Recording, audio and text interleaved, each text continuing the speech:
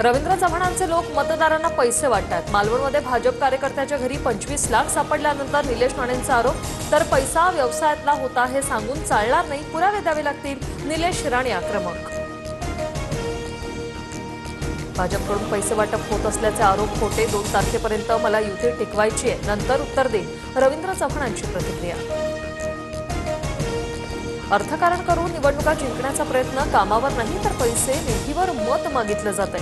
पैसे किती द्यायचे यासाठी चढाओढ सुरू। शरद पवारांची सत्ताधाऱ्यांवर टीका। निलेश राणेंनी धाड टाकलेल्या विजय केनवडेकरांच्या घरी नितेश राणे यांची भेट। भाजप विकासाच्या अजेंड्यावर निवडणूक लढते, पैसे वाटपाची गरज नाही, नितेश राणेंचं प्रत्युत्तर।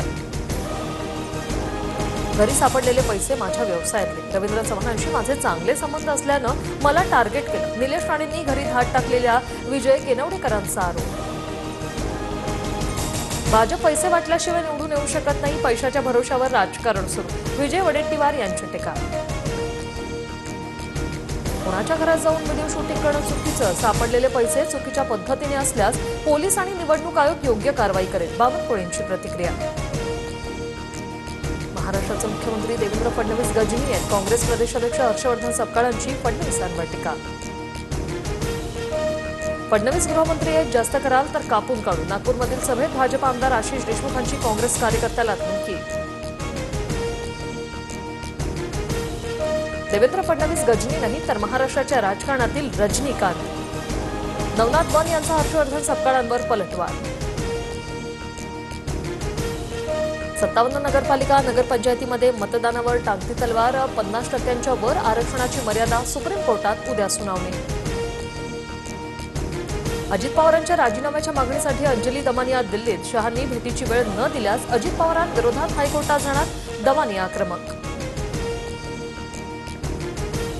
अजित पवारांच्या बदनामीची दमानियांना सुपारी। दमानियांनी केलेले आरोप आजपर्यंत सिद्ध झाले नाही, सूरज चव्हाण यांचं दमानियांना उत्तर। 100 पोलीस माझ्या घरात घुसते, संतोष बांगरांचा दावा। तर दावा केलेले लोक प्रतिनिधींच्या घरी आम्ही गेलेलो नव्हतो, बांगरांचा दावा हिंगोली पोलिसांनी फेटाळला। ज्यांना माल कमवायचा आहे ते कल्याण करणार नाहीत, हिंगोलीच्या सभेतून नाव न घेता फडणवीसांचा बांगरांवर निशाणा। तर संतोष बांगरांनी 50 खोके घेतले, भाजपच्या तानाजी मुटकुळेंचा दावा। लक्ष्मीचा अर्थ फक्त नोटा नाही, लक्ष्मी आई बहिणींचंही नाव असतं। लक्ष्मीच्या विधानावरून स्पष्टीकरण देताना गुलाबराव पाटलांच्या वक्तव्यानं आता नवा वाद। बीडमध्ये शरद पवारांच्या राष्ट्रवादीच्या रामखाडेंवर 10 ते 15 जणांचा धारदार शस्त्राने हल्ला। हल्लेखोरांनी गाडीही फोडली। फोन करत शरद पवारांकडून खाडेंच्या तब्येतीची विचारपूस।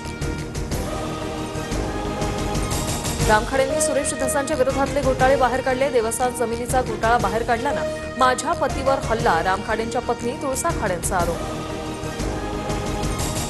रामखाडे हल्ला प्रकरणात जी चौकशी करायची ती करा, पण बिनबुडाचे आरोप करू नका, सुरेश धस यांचं प्रत्युत्तर।